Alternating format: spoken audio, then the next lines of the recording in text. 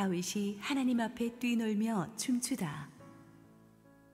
사무엘하 6장 12절에서 23절 말씀입니다. 어떤 사람이 다윗 왕에게 아뢰어 이르되, 여호와께서 하나님의 궤로 말미암아 오베데돔의 집과 그의 모든 소유에 복을 주셨다 한지라. 다윗이 가서 하나님의 궤를 기쁨으로 메고 오베데돔의 집에서 다윗 성으로 올라갈새, 여호와의 궤를 맨 사람들이 6걸음을 가매 다윗이 소와 살찐 송아지로 제사를 드리고, 다윗이 여호와 앞에서 힘을 다하여 춤을 추는데, 그때에 다윗이 배 에봇을 입었더라. 다윗과 온 이스라엘 족속이 즐거이 환호하며 나팔을 불고 여호와의 궤를 메어오니라. 여호와의 궤가 다윗 성으로 들어올 때에 사울의 딸 미갈이 창으로 내다보다가 다윗 왕이 여호와 앞에서 뛰놀며 춤추는 것을 보고 심중에 그를 업신여기니라. 여호와의 궤를 메고 들어가서 다윗이 그것을 위하여 진 장막 가운데 그 준비한 자리에 그것을 두매 다윗이 번제와 화목제를 여호와 앞에 드리니라. 다윗이 번제와 화목제 드리기를 마치고 만군의 여호와의 이름으로 백성에게 축복하고, 모든 백성 곧 온 이스라엘 무리에게 남녀를 막론하고 떡 한 개와 고기 한 조각과 건포도 떡 한 덩이씩 나누어 주매 모든 백성이 각기 집으로 돌아가니라.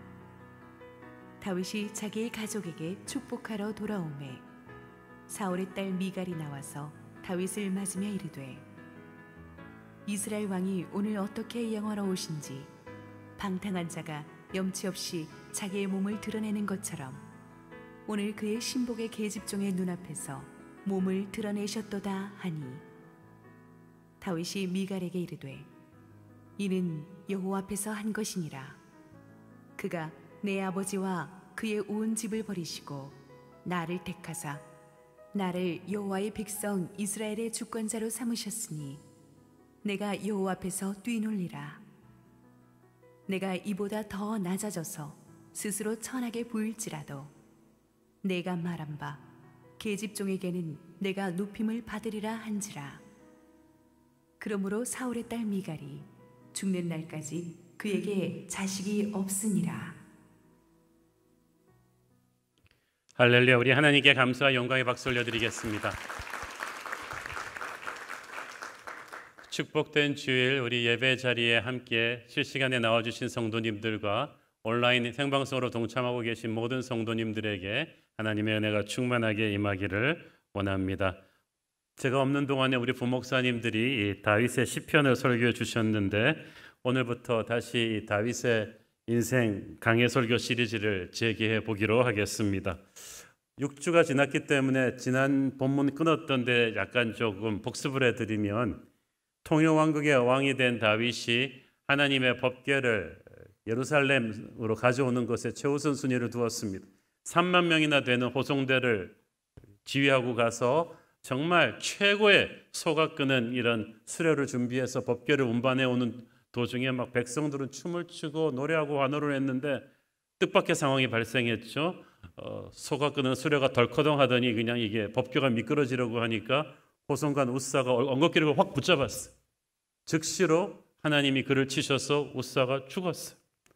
그러니까 그 경사스러운 날이 그냥 찬물을 끼얹듯이 전부 다 얼어붙어 버렸어요. 충격을 받았습니다. 어떻게 이런 비극이 생긴 것입니까?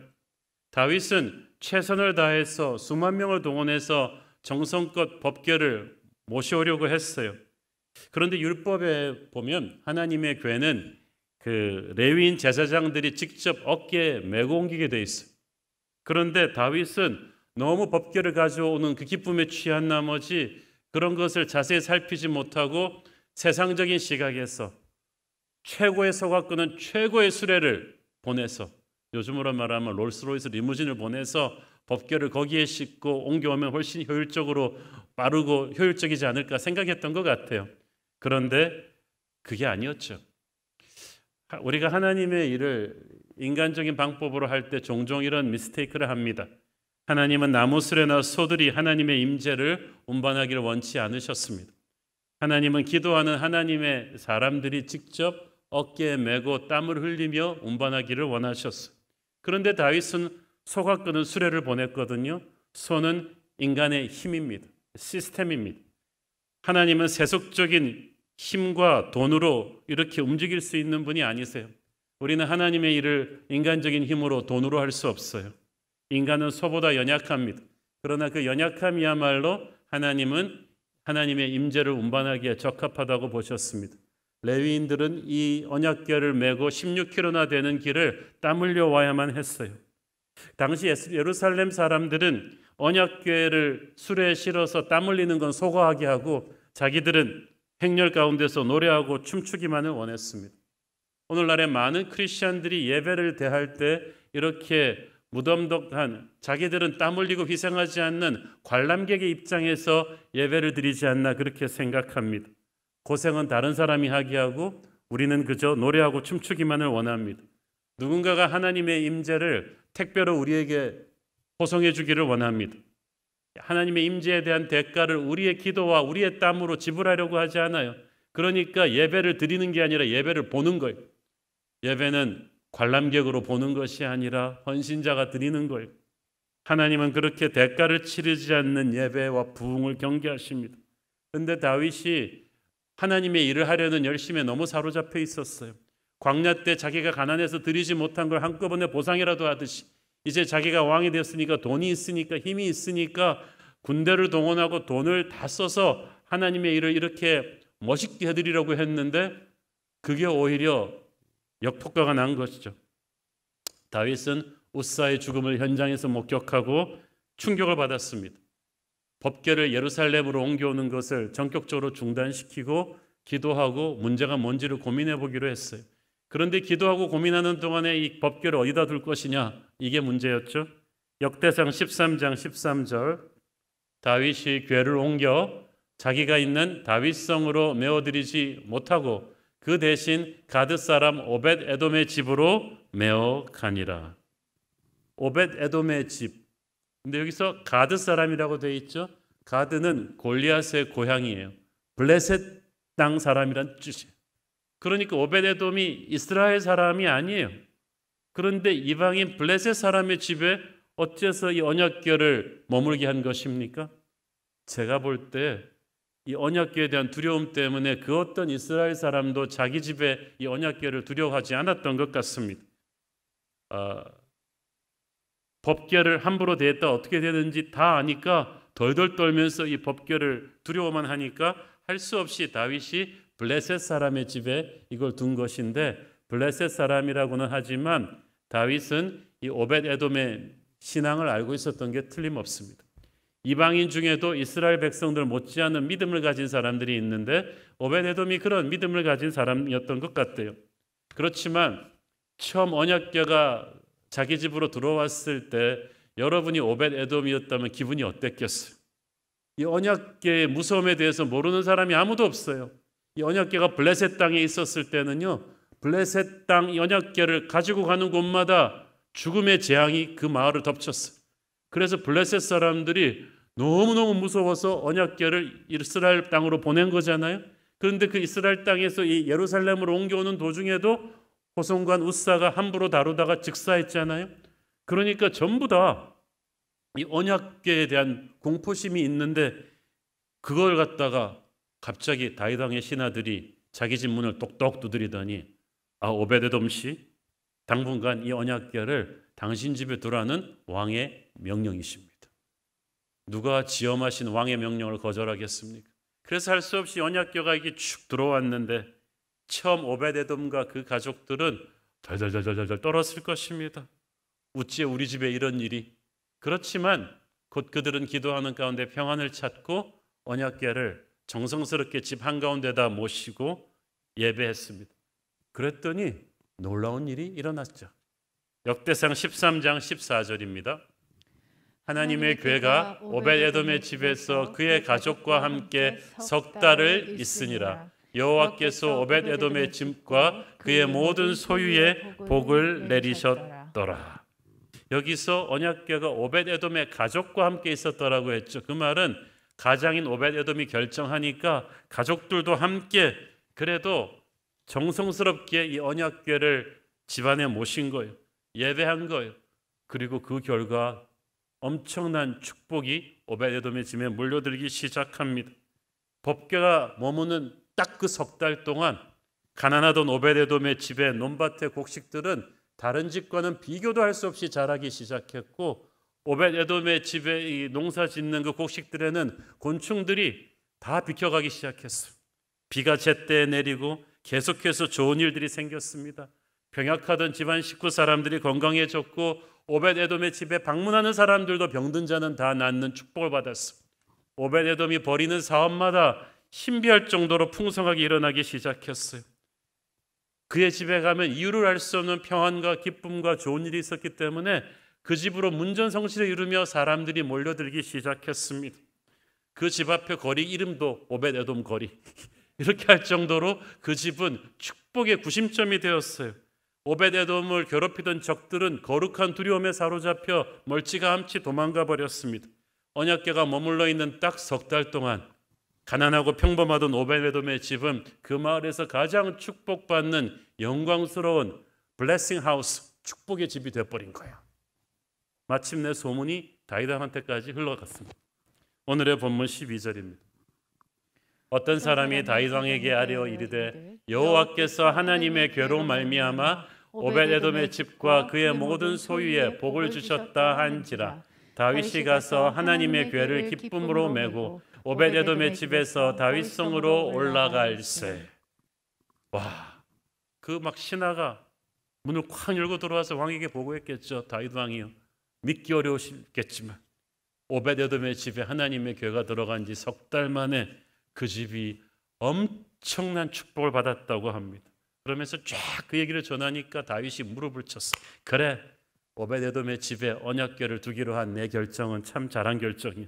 이제 그 궤를 예루살렘으로 모셔오자. 석 달 만에 오벳에돔의 집이 그렇게 복을 받았다면 우리가 언약궤를 예루살렘으로 모셔오면 온 나라가 얼마나 복을 받겠어. 다윗이 안심했어요. 처음 법궤를 운반해 오다가 웃사가 죽음으로 인해서 하나님 앞에 깊은 회개와 반성을 하고 있던 다윗은 오벳에돔의 집에 축복이 맺다는 말을 듣고 다시 용기를 얻었어요. 법궤를 모셔오겠다는 내 생각이 잘못된 것이 아니었구나.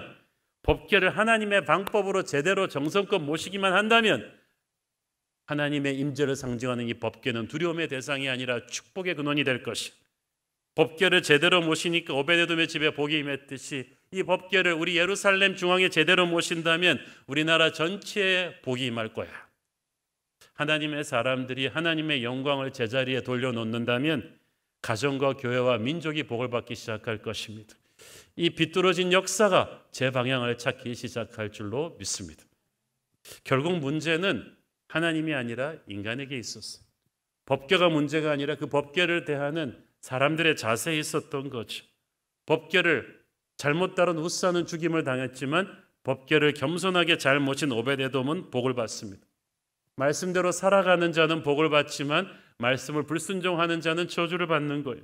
순종하면 하나님의 임재는 축복이 되지만 불순종하면 저주가 될 것입니다. 오벳에돔의 집에 내린 축복은 우리에게 무엇을 알려줍니까? 하나님의 백성을 향한 하나님의 마음은 축복입니다. 재앙이 아닙니다. 저주하고 싶은 것이 아닙니다. 하나님은 우리를 축복받게 합당한 그릇으로 믿으시는 것뿐이에요. 거룩을 회복한 하나님의 임재, 사람에게 하나님의 임재는 오벳에돔의 집에 내린 축복처럼 엄청나게 될 거예요. 그래서 우리가 정말 우리의 비뚤어진 예배를 고치고 하나님 앞에서 겸손하게 팔을 벌리고 거룩한 예배자의 자리로 돌아온다면 하나님의 임재는 정말 우리의 운명을 180도 바꿀 것입니다. 그걸로 끝이 아니죠. 성경의 그 다음 장면에서 오벳에돔이 무엇으로 나옵니까? 역대상 15장에 보면은요, 하나님의 언약궤 앞에서 문을 지키는 문지기로 나와요. 이게 보통 일이 아닌 게요. 하나님의 성전으로 들어가는 문지기들은요, 그 이스라엘 사람들도 아무나 못하고 레위인들 중에서 고핫 자손들 중에서 뽑아서 쓰는데 갑자기 블레셋 사람 오베데돔이 그때부터 그 리스트에 이름이 들어가기 시작하는데요. 연거푸 6번이나 오베데돔의 이름이 역대상에 팍팍팍 나옵니다. 문지기 중에서 이렇게 이름 많이 나오는 사람이 없어요. 그 말은 무슨 말이에요? 하나님이 오벳에돔의 이름에 밑줄 쫙쫙 긋고 이 사람을 기억해라. He is special. 내가 특별히 발탁한 사람이야.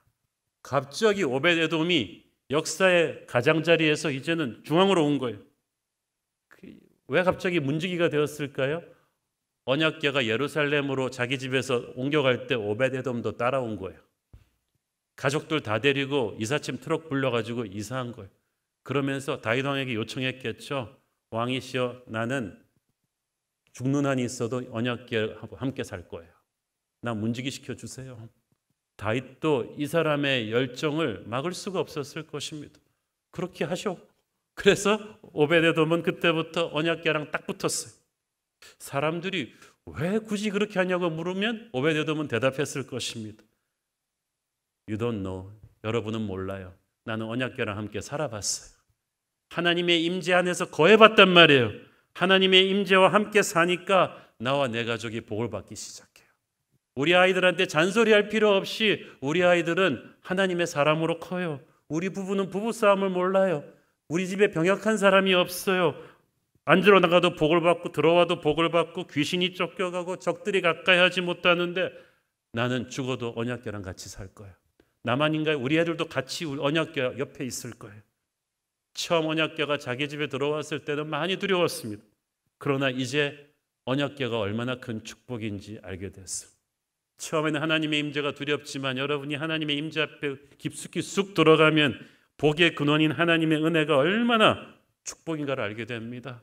우리가 겸손하고 순전한 마음으로 하나님의 임재를 우리 안으로 초대해드리면 복을 받습니다. 상상을 초월하는 복을 받습니다. 딱 3달 언약궤가 있는데 오베데돔의 집은 그 땅에서 가장 복받는 집이 됩니다. 사랑하는 여러분, 그러니까 다윗이 언약궤를 가지러 왔을 때 오베데돔도 같이 예루살렘으로 이사한 거잖아요. 그로부터 오베데돔과 그의 자손들 계속해서 이 언약궤의 운반자요 문지기가 되어 있습니다. 역대상 26장 5절 8절을 보면 이 오베데돔의 후손 62명이 모두 하나님의 복을 받아서 이 언약궤를 지키는 자가 되는데요. 가문이 완전히 믿음의 명문가가 되는 거예요. 구약 성경에 돌연변이로 확 튀어나오는 혈통이 아닌 갑자기 들어오는 믿음의 명문가 오베데돔. 하나님의 임재를 귀하게 여기고 그 임재를 자기 집으로 초대하는 자가 얼마나 복을 받는가를 우리에게 보여줍니다. 이 사람 블레셋 사람이에요. 이방인이란 말이에요. 그런데 하나님의 언약궤를 그의 집에 웰컴해드림으로 말미암아 운명이 변했어요. 가문이 변한 거예요. 사랑하는 여러분, 여러분의 가정 안으로 오늘 하나님의 임재 언약궤가 들어오기를 바랍니다. 여러분의 자녀들에게 그 언약궤의 그 영광의 기운을 쓰게 하십시오. 자녀 교육을 걱정할 필요가 없습니다. 여러분의 가정과 직장과 교회와 이 나라 안으로 하나님의 임재 언약궤가 들어오게 하고 우리가 그것을 정성스럽게 제자리에 갖다 놓는다면 하나님의 임재에서 뿜어나오는 축복이 정신없이 우리를 축복할 것입니다. 우리는 그런 예배자가 되기를 원하는 것입니다. 오베데돔이 그런 사람이에요. 자, 다시 이야기의 초점을 다윗에게로 옮겨갔어요. 다윗은 오베데돔의 복받는 것을 보고 나서 그렇구나. 이제 언약궤를 정말 제대로 된 하나님의 방법으로 모셔와야겠구나 라고 결심합니다.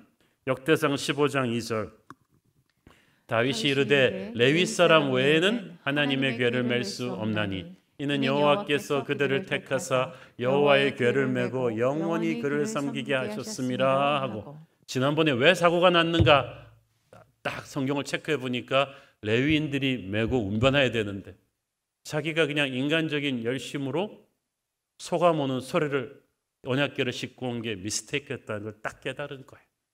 그래서 회개합니다. 그리고 바로 고치죠. 다윗이 이게 훌륭해요. 누구나 실수할 수는 있지만 바로 깨닫고 고칩니다. 역대상 15장 12절 15절 시작. 그들에게 이르되 너희는 레위 사람의 지도자이니 너희와 너희 형제는 몸을 성결하게 하고 내가 마련한 곳으로 이스라엘의 하나님 여호와의 궤를 메어 올리라. 전에는 너희가 매지 아니하였으므로 우리 하나님 여호와께서 우리를 찢으셨으니 이는 우리가 규례대로 그에게 구하지 아니하였음이라 하니 이에 제사장들과 레위 사람들이 이스라엘 하나님 여호와의 궤를 메고 올라가려 하여 몸을 성결하게 하고 모세가 여호와의 말씀을 따라 명령한 대로 레위 자손이 채 하나님의 궤를 깨어 어깨에 매니라. 자, 저기서 보세요. 전에는 우사가 잘못해서 죽은 게 아니라 너희가 매지 아니하였으므로, 소가 끌게 하고 사람이 대가를 치르려 하지 않았으므로, 너희가 기도의 땀을 흘리지 않고 십자가의 보혈의 은혜 앞에 엎드리지 않고 아무 희생 없이 장난처럼 그렇게 예배하려 하였으므로 망했는데, 이제는 아니다. 이제는 우리가 기도의 대가를 치르고 겸손하게 엎드려서 정말 세상적인 화려함은 떨어진다 할지라도 우리 있는 모습 그대로 낮아지고 겸손하게 이 언약궤를 말씀대로 가져오죠. 그것이 하나님이 기뻐하시는 예배다. 지금도 그렇습니다. 하나님은 화려한 예배당에서 우리가 큐시트대로 아주 멋진 그런 예배를 드리는 것 때문에 감동받으시는 게 아니라 겸손한 언약궤를 메고 오는 그런 보배로운 겸손을 원하시는 거예요. 희생을 원하시고 부서진 기도를 원하십니다. 우리가 그렇게 하나님의 임재 앞으로 나올 때 하나님은 우리에게 놀라운 축복의 길을 열어주실 것입니다. 12절을 보니까 다윗이 오베데돔의 집으로 가서 하나님의 궤를 기쁨으로 메고 왔다고 했어요. 물론 매는 것은 정해진 레위인들이 했겠지만은 다윗의 가슴에는 기쁨이 있었어요. 마음 중심에서 우러나오는 기쁨. 13절 읽습니다. 여호와의 궤를 맨 사람들이 6걸음을 가매 다윗이 소와 살진 송아지로 제사를 드리고, 궤를 메고 6걸음 옮길 때마다 소와 살진 송아지 최고의 예물을 드리면서 제사를 지내면서 왔다는 거예요. 이제는 우리는 예수 그리스도의 보혈의 은혜로 예배하기 때문에 소와 송아지의 제사를 지낼 필요는 없지만, 우리는 그 하나님의 언약궤를 모셔오는 과정이 결코 값싸지 않다는 것을 우리가 알 수가 있죠. 그리고 14절 읽습니다. 다윗이 여호와 앞에서 힘을 다하여 춤을 추는데 그때 다윗이 배 에봇을 입었더라. 마침내 언약궤가 예루살렘 성문을 통과할 때 다윗이 기뻐 뛰며 춤추며 뛰놀았다고 했어요. 춤은 성경에서 일반적으로 기쁨을 의미하는 것인데 다윗은 언약궤를 모셔오는 것이 너무 기뻤어요. 왜냐하면은 다윗은 하나님의 임재를 상징하는 언약궤가 얼마나 큰 축복인지 알기 때문에. 수많은 세월의 예배를 거쳐서 다윗은 하나님의 임재의 축복이 세상 최고의 축복이라는 걸 알았어. 그 축복을 아는 사람이 예배 때 기뻐 찬양할 수가 있어요. 가치를 모르면요 기쁨이 없어요. 코올리기 어린애한테 10억짜리 자기압수표 줘보세요. 뭐 고마워하나. 시큰둥하게 받겠죠. 걔한테는 그냥 몇백 원짜리 아이스크림 콘 하나 주는 게 제일 좋습니다. 10억짜리 수표랑 기꺼이 바꿔줄걸요. 가치를 모르기 때문이에요. 하나님의 임재의 가치를 아는 사람은 달라요. 다윗이 왜 가장 기뻐하는 언약궤 앞에서? 그는 하나님의 임재의 가치를 아는 사람입니다. 저는 여러분이 하나님의 임재의 가치를 알고 오늘 예배하기를 바랍니다. 이 임재가 우리 안으로 들어올 때 얼마나 큰 축복이 오는가를 다윗은 알고 있었어요. 아무것도 아닌 자기를 이때까지 지켜주신 하나님의 은혜, 이제 앞으로 더 큰 축복을 주신 하나님의 은혜가 너무 감사해서 다윗은 지금까지 주신 은혜도 좋지만 앞으로 언약궤와 함께 이 땅에 임할 미래가 기대가 되는 거예요. 그래서 막 기뻐서 뛰놀며 왕의 체면도 벗어던집니다. 우리가 하나님의 가치를 알 때 이렇게 기뻐 찬양할 수가 있죠. 그리고 이 예배하는 리더의 영성은 전염성이 있습니다. 15절 읽습니다. 다윗과 온 이스라엘 족속이 즐거이 환호하며 나팔을 불고 여호와의 궤를 메어 오니라. 다윗이 그렇게 기뻐 뛰며 찬양하니까 백성들도 덩달아 기뻐 뛰며 찬양하기 시작합니다. 다윗이 춤출 때 입었던 배 예복은 화려한 왕복이 아니라 왕의 예복이 아니라 평범한 서민들이 입는 옷입니다. 다윗은 왕의 폼을 잡고 하나님을 맞이한 게 아닙니다. 적어도 하나님 앞에서 예배할 때만은 가장 겸손한 백성의 모습으로 다윗이 예배를 합니다. 귀하게 겸손하게 기쁘게 하나님의 임재를 예루살렘 안으로 모셔드립니다. 다윗은 가장 소중한 것이 뭔지를 아는 사람이에요. 그는 지금 통일 왕국의 왕으로 등극해서 할 일이 태산같이 산적해 있습니다. 정치, 경제, 국방, 수많은 사람들을 임명해야 되고 할 회의가 엄청나게 많은데도 그 어떤 것도 하나님의 임재를 예루살렘 성 안으로 모셔드리는 것만큼 중요하지 않았어. 왜냐하면 하나님의 임재가 제자리를 찾고 좌정하실 때, 예수님이 왕으로 우리의 중심에서 다스리실 때 나라의 정치, 경제, 국방, 경제 모든 것이 다 해결되는 걸 다윗은 알고 있는 거예요. 리더는 이것저것 다 하는 사람이 아니라 가장 중요한 핵심을 찌르는 사람입니다. 다윗이 그걸 아는 거예요.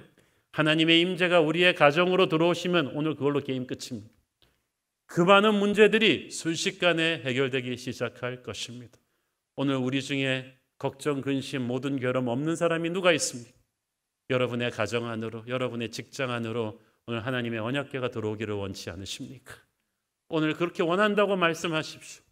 하나님, 내 힘으로는 도저히 할 수 없는 내 현실 속으로 하나님의 임재 언약궤가 들어오기를 원합니다. 초대합니다. 우리 가정 안에 좌정해 주십시오.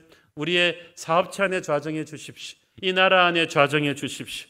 어둠이 물러가고 빛이 들어오는 역사가 일어나게 되는 것입니다. 17절 18절 읽습니다. 여호와의 궤를 메고 들어가서 다윗이 그것을 위하여 친 장막 가운데 그 준비한 자리에 그것을 두매 다윗이 번제와 화목제를 여호와 앞에 드리니라. 다윗이 번제와 화목제 드리기를 마치고 만군의 여호와의 이름으로 백성에게 축복하고, 예루살렘 성전을 건축하기 전까지 언약궤를 모셔놓기 위해서 만든 장막에 언약궤를 모셔놓고 뭐합니까? 번제와 화목제를 드립니다. 이게 중요합니다. 지금 다윗은 예루살렘 박물관의 관람용으로 쓰기 위해서 언약궤를 모시고 온 게 아니에요. 그건 이방인들이 하는 짓이에요. 언약궤는 살아계신 하나님의 임재를 상징했습니다. 언약궤는 이제 예루살렘의 중심에서 날마다 그들이 드리는 예배의 중심이 될 것입니다. 아침에 눈을 뜨고 일어나서 가장 먼저 언약궤 앞에서 예배할 것이고, 하루 종일 힘들고 어려운 일이 있을 때마다 언약궤 앞에서 하나님의 임재 앞에 예배할 것입니다. 밤에 잠들기 전에 언약궤 임재 앞에서 감사를 드릴 거예요. 이제 그 언약궤는 나라 전체를 다스리는 핵심 브레인이 될 것이고 심장이 될 것입니다. 하나님의 임재를 제대로 체험한 사람은 하나님의 임재를 골방에다가 처박아 두지 않아요. 자기의 삶의 한가운데에 두고 내 삶의 핵심 헤드쿼터로서 나의 영혼을 다스리게 하는 거예요. 그렇게 할 때 언약궤는 엄청난 축복으로 내 인생을 변화시키는 거죠. 그렇게 변한 사람은 하나님의 축복을 또 사람들한테 흘려보내는 축복의 통로가 되죠. 예배하고 나서 돌아서서 이제 다윗이 용기를 내서 언약궤가 주는 임재의 힘으로 백성을 축복하는 거예요. 19절 읽습니다. 모든 백성 곧 온 이스라엘 무리에게 남녀를 막론하고 떡 한 개와 고기 한 조각과 건포도 떡 한 덩이씩 나누어 주매 모든 백성이 각기 집으로 돌아가니라. 하나님께 드렸던 화목 제물을 이제 백성들한테 나누어 먹는 것. 이게 주는 의미가 커요. 우리가 하나님께 제대로 예배하고 나면 이제 형제들끼리 함께 잔치가 벌어져요. 하나님은 하나님을 제대로 예배한 백성들이 서로 화목하게 하시고 사랑하게 하시고 풍성하게 누리게 하십니다. 이제 통일 이스라엘이 진짜 한 나라가 되는 거예요. 하나님 앞에 제대로 예배한 백성들은 이제 그 임재의 축복을 마음껏 누리게 될 것입니다. 자, 그런데 이 축제 시간에 기뻐하지 못하는 딱 한 사람이 있었어요. 바로 다윗의 첫 번째 부인 미갈이었습니다. 16절 읽습니다. 여호와의 궤가 다윗성으로 들어올 때에 사울의 딸 미갈이 창으로 내다보다가 다윗 왕이 여호와 앞에서 뛰놀며 춤추는 것을 보고 심중에 그를 업신여기니라. 여기서 사울의 딸 미갈이라고 얘기하는 것은 이 여자가 지금 아버지 사울의 병든 영성에 영향을 받은 사람이라는 뜻이에요. 다윗이 어린아이처럼 기쁘게 하나님의 임재 언약궤 앞에서 찬양하는 모습을 보면서 미갈이 고작 생각한다는 게 뭐였습니까? 왕이 돼가지고 채통머리가 없이 저게 무슨 짓이라? 아래 것들 앞에서. 그래서 미갈은 다윗을 업신여겼다고 했어요. 이 미갈은요, 하나님보다 왕의 위치, 왕의 존엄을 더 존귀하게 여겼던 사람입니다.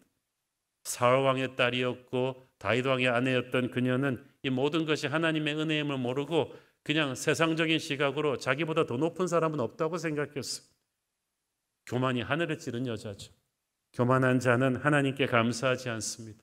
그분의 임재를 기뻐하지 않습니다. 오히려 감사하고 기뻐하는 예배자를 경멸해요. 하나님의 임재를 무가치하게 여기기 때문입니다. 교만한 미갈은 다윗의 겸손을 이해할 수가 없었어요.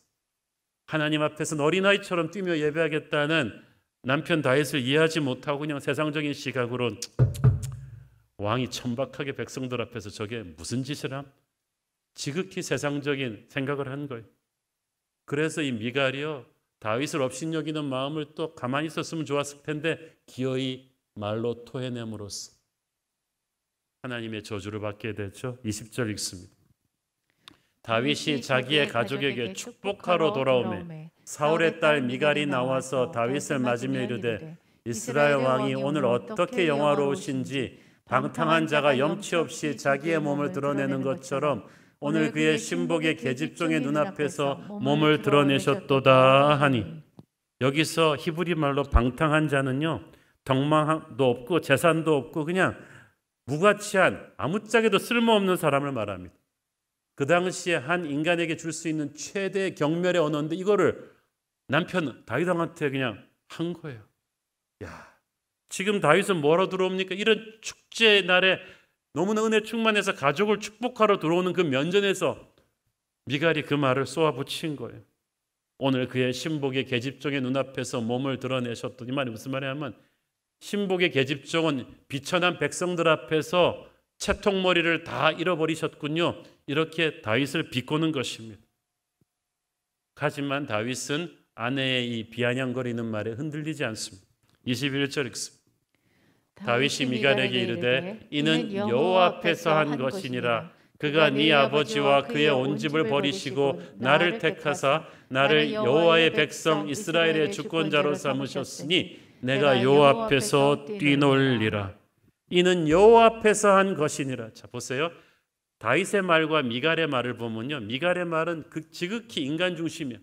백성들이 어떻게 생각할까를 생각하세요. 왕의 채통을 생각하세요. 그러나 다윗의 말은 전부 다 하나님. 나 하나님 앞에서, 하나님 앞에서, 하나님 앞에서. 내가 언제부터 왕이었냐? 나는 보잘것없는 베들레헴의 목동이었다. 하나님이 모든 것을 주셨고 그 하나님 앞에서 나는 영원한 어린아이다. 나는 하나님 앞에서 부끄러운 거 없다. 나는 미갈 당신이 생각하는 것처럼 왕의 품위를 떨어뜨리는 행동하는 게 아니다. 백성들이 예배하는 나를 보고 나를 무시한다면 그건 그 백성들이 잘못된 것이다. 권위는 하나님이 주시는 것이다. 나는 하나님 앞에서 기꺼이 이렇게 기쁘게 찬양할 것이다. 그러면서 다윗이 무서운 말을 합니다. 하나님께서 미갈 당신의 아버지와 그 집을 버리셨다. 잊었느냐? 나를 택하셨다. 아, 미갈한테 정말 듣기 힘든 말이었겠죠. 그렇지만 오는 말이 고와야 가는 말이 고왔죠. 자기가 처음부터 왜 그런 험한 말을 남편에게 하냐고요. 다윗이 하는 말이 무슨 말입니까? 미갈, 당신 아직까지도 당신 아버지가 왜 버림받았는지 모르는단 말입니다. 당신 아버지는 하나님의 임재를 함부로 여겼던, 예배를 함부로 여겼던 사람이야. 그래서 하나님이 그 아버지를 버리고 나를 택하셨는데 당신은 그걸 안다면 아버지의 죄를 회개하고 이제 다윗의 아내로 살면서 다윗의 예배에 함께 동참해야 될 텐데 아직까지 당신은 몸만 나랑 같이 살지. 생각은 아버지 사울과 똑같으면 어떡하란 말이에요. 다윗은 미갈의 비난에 기죽지 않았어요. 우리도 예배를 비난하는 사람 앞에서 기죽을 거 없어요. 그리고 하나님께서 누구의 손을 들어주십니까? 23절 읽습니다. 그러므로 사울의 딸 미갈이 죽는 날까지 그에게 자식이 없느니라. 여기서 또 사울의 딸이라고 나오죠. 미갈은 결코 다윗의 아내, 다윗의 영성을 공유하는 사람이라기보다는 아버지 사울과 같은 병든 신앙의 사람으로 남은 거예요. 그건 미갈의 선택이었어요. 그리고 그 선택의 결과 그녀는 자식을 갖지 못합니다. 히브리어로 그러므로라는 말은 자식을 낳지 못한 것이 바로 이 사건 때문임을 말하는 거예요. 다윗의 수많은 아내들 가운데서 애가 없는 것은 미갈 딱 한 명이었어요. 있을 수 없는 일이 일어난 것이 그가 그가 여인으로서 가장 큰 저주를 받은 이유는 참된 예배자를 멸시했기 때문이에요. 하나님의 임재를 기뻐하지 않았기 때문이에요. 성경 곳곳에 보면은 하나님의 놀라운 임재의 역사의 현장에 있으면서도 이 기쁨을 누리지 못하고 강팍한 마음을 갖고 있다가 하나님의 저주를 받는 사람들이 나오죠. 예수님이 실로암 목가에서 장염을 고치셨을 때도 바리새인들은 그 기쁨을 함께 누리지 못하고 왜 안식일 날 고치시냐고. 정말 한심하지 않습니까? 마리아가 향유가 가득한 옥합을 깨는 헌신을 할 때 예수님께서 그 아름다운 예배를 칭찬하실 때도 가룟 유다는 앉아가지고 아깝게 이게 뭔 짓이냐고. 그거 팔아서 가난한 사람 도와줘야 된다고. 가룟 유다가 바리새인들이 하나님의 나라에서 어떻게 소외되었는지 우리는 알고 있지 않습니까? 은혜를 은혜로 여기지 못한다면, 하나님의 역사를 하나님의 임재 앞에 기뻐하지 못한다면 그가 치르게 될 인생의 대가는 혹독할 것입니다. 저는 오늘 우리가 이 본문에서 오벳 에돔과 미갈 이 두 사람을 정말 잘 비교해 봐야 된다고 생각해요. 여러분, 인생에서 사실 세상이 좀 불공정하다고 하지 않나요? 아빠 찬스 쓸 수 있는 사람들이 있어요.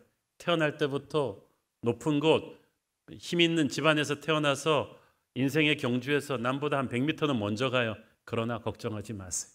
미갈은 진짜 아빠 찬스, 남편 찬스 최고였죠. 여자는 남들이 평생 땀 흘려야 하는 걸 먼저 가 있었어요. 아빠 찬스는 조금 무너졌지만 남편 찬스를 잘 쓸 수 있었어요. 아버지 사울왕의 죄를 회개하고 정말 제대로 예배하는 하나님의 예배자 믿음의 남편 다윗이 있으니까 선한 마음을 품고 다윗의 믿음을 같이 공유했더라면 이 여자는 정말 복을 받았을 텐데 그녀는 자기가 서 있는 은혜의 소중함을 몰랐어요. 하나님이 몇 번씩 주신 그 귀중한 자리를 고마운 줄 모르고 교만하고 방자하게 굴었어요. 하나님의 법궤가 하나님의 임재를 상징하는 건지도 모르고 그것을 소중하게 생각하는 이 남편의 마음이 바로 역사를 바꾸는 축복의 마음임을 모르고 비난하고 무시하다가 저주를 받았잖아요. 그래서 이렇게 높이 시작했던 미갈은 땅에 떨어져 버렸습니다. 반면에 오벳 에돔은 미갈에 비하면 너무나 낮은 곳에서 시작했어요. 이 사람은 집안도 볼품없었고 무엇보다 블레셋 사람이었어요. 아무도 알아주지 않던 이방인이었는데 상식적으로 그가 하나님의 역사에 쓰임받으리라고는 아무도 생각하지 않았는데 법궤가 그 집에 들어가던 그 순간부터 그의 운명이 바뀌었습니다. 하나님의 임재가 여러분의 집에 들어오는 그 순간부터 여러분의 운명이 바뀝니다. 이 법궤를 어떻게 대하는가에 따라서 운명이 바뀐다니까요. 그가 겸손히 기쁨으로 이 법궤를 모시니까 그의 집이 축복을 받습니다. 예루살렘까지 따라가서 이 법궤를 섬기니까 그의 자손이 대대손손 복을 받습니다. 아무것도 아니던 이방인이 믿음의 명문가가 된 거예요. 사도행전에도 보면 이방인 고넬료가 그랬죠. 로마인 백부장이지만 겸손하게 복음을 받아들이니까 그 집안은 놀라운 축복의 통로가 되어서 나중에 로마 교회의 핵심 가문이 되지 않습니까? 하나님의 나라는 그래서 재밌어요. 어디서 시작하든 간에 상관이 없는데 하나님의 법궤가 언제 여러분의 인생에 들어오느냐, 그리고 그 법궤를 어떻게 대하는가에 따라서 여러분은 오벳에돔의 인생을 살 수도 있고 미갈의 인생을 살 수도 있습니다. 저는 오늘 저와 여러분이, 우리의 가문이, 우리의 교회가 오벳에돔의 가문의 복을 받게 되기를 축원합니다. 저와 여러분이 바로 그런 축복의 수혜자가 될 줄로 믿습니다. 기도하겠습니다. 주님 은혜를 감사합니다. 하나님, 오늘 하나님의 법궤 앞에 뛰놀며 춤추었던 다윗의 영성을 우리에게 주시옵소서. 이 법궤를 귀하게 섬겼던 오벳에돔이 받은 복을 우리도 누리기를 원합니다. 주님 역사하여 주옵소서. 예수님 이름으로 기도했습니다. 아멘.